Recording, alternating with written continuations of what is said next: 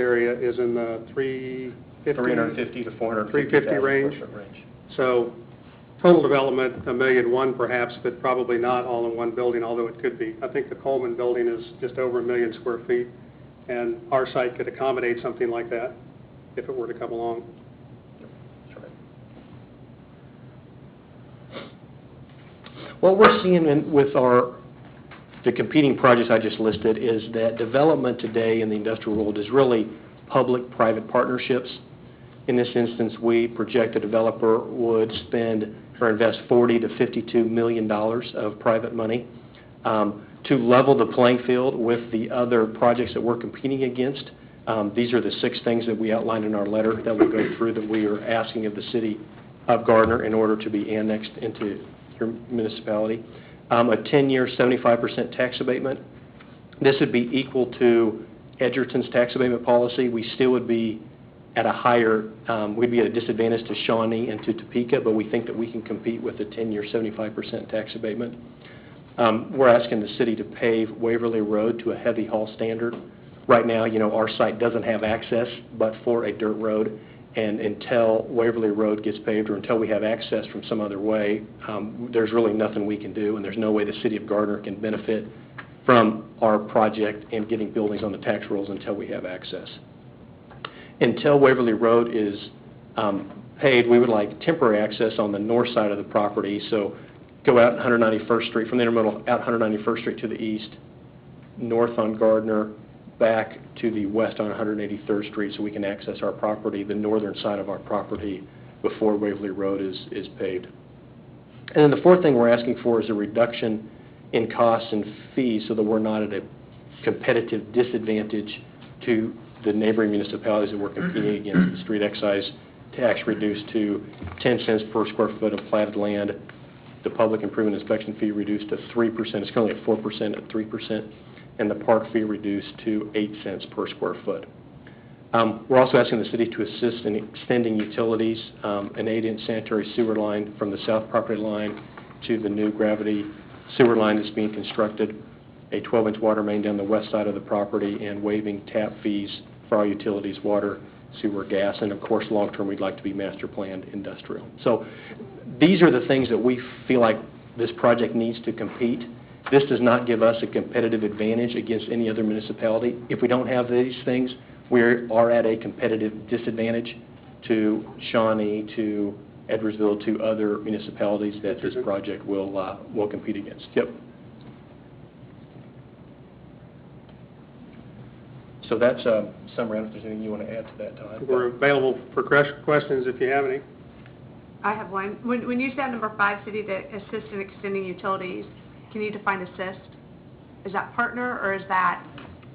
That would be the city paying to get utilities to the site. Okay. And then once they're to the site, we would have significant cost to then give the utilities to the individual buildings.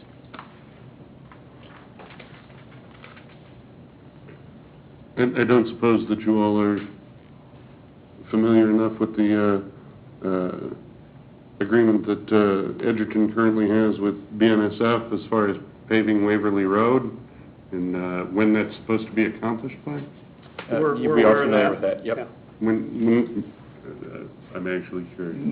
My understanding, and someone can correct me, but I believe the agreement states that Waverly Road gets paved once 1.5 million square feet are built in LPKC, which is the intermodal park. Once 1.5 million square feet are built or under construction, then Edgerton pays Waverly Road. Tell them if there's someone else that thinks this otherwise, but that's my understanding of that agreement.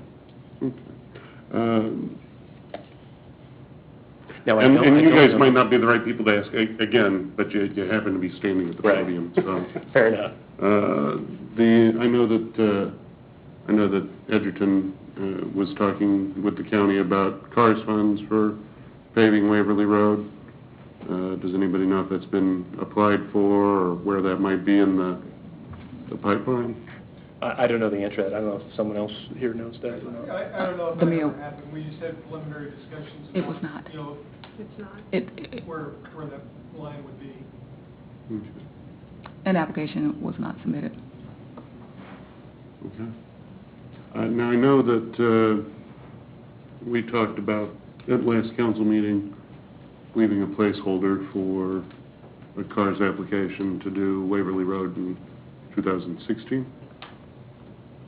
2016, again, that was just, that's a placeholder in the CARS program. Understood.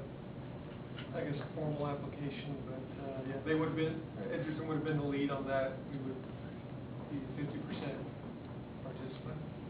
Okay. And you nice folks, you're hoping to get this developed by when? Well, we'd like to see it before then. I mean, there are opportunities right now. They wouldn't be building speculative development if there wasn't. And so, time is of the essence from our standpoint. We've had opportunities that have looked at our site. Waverly is the big question mark. And until that's resolved, I think we're probably not going to make a tremendous amount of progress. So we'd like to think that can happen sooner rather than later, and we'd rather not be at the mercy of the competing development across the street where there is already industrial space going up. Understood. The consideration for, your number 3 item, which is the temporary access. Yeah, that's why we're asking for that, so we don't have to wait till 2016 or whenever But that is an area of town that we hear a lot from our residents about as far as traffic and safety and things of that nature. So getting Waverly paved sooner rather than later is probably important to us. It's to everybody's benefit to do that, yeah.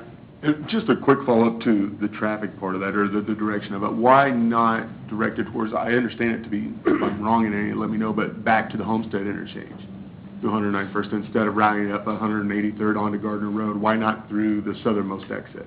Long-term it would be, but temporarily, I don't know if we can go back to... Temporarily, the access would, because Waverly is currently just a gravel surface. Right. The access from the intermodal, which the main entry point to the intermodal is on 191st Street, would be out of the intermodal on 191st, east on 191st to Gardner Road, north on Gardner Road to 183rd, and then west on 183rd to the north side of our property in the short term. In the long term, once Waverly Road is completed, then that access would be more direct with heading south on Waverly to 191st and then over to Homestead. Yeah, temporary fix. Does that make sense, or is that? I think that makes it a little bit more clear. The other question I had, and you'll be able to give us a little bit more insight, is the business climate itself. I know, looking through and researching since we've had the letter presented to us, I appreciate several of the projects on the list were financed with 50% abatements. I know, just looking, Kimberly-Clark, I believe, was at 50%. The Bushnell FedEx spec building, that was at 50%. Webco and Olate, that was just at 50%. The Musicians Friend, I think, actually, there weren't tax abatements. It was public financed infrastructure. So I'm wondering, and then even International Paper was at 60% in Edwardsville. So I'm wondering, really, our Gardner's policy right now is at 50%, and which I'm sure you're very aware of. I have all the letters. 25% is a big swing there, and I understand you always want to have the best package. You want to have the most competitive if possible, but we also have the city at the same thing. So there seems to be a lot of development at the 50 to 60%, and even at 100% Topeka, they're paying more money back because they didn't hit their employee thresholds.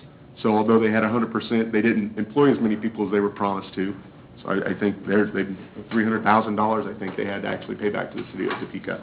So I'm wondering, as we look at that, from my perspective, we have to ask, is this 75% really necessary in the business climate? So I would ask that straight to you. I would answer that. I'd say a couple things. One, the neighboring municipality is 75% abatement. Two, we've seen a big change in the market in the last 6 months really 6 to 18 months, where we're seeing municipalities get more aggressive. Shawnee just announced their 80 to 85% tax abatement and their cash incentives to bring companies to their project. We're seeing Riverside, which has been the most successful industrial development the last couple of years. The city put in the infrastructure, the city's given cash. So we're seeing the landscape become much, much more competitive all the time, and that's really what we're competing against in our mind. With all due respect, the examples you're using, Shawnee, Lenexa, Topeka, those cities can afford to give away the farm to developers.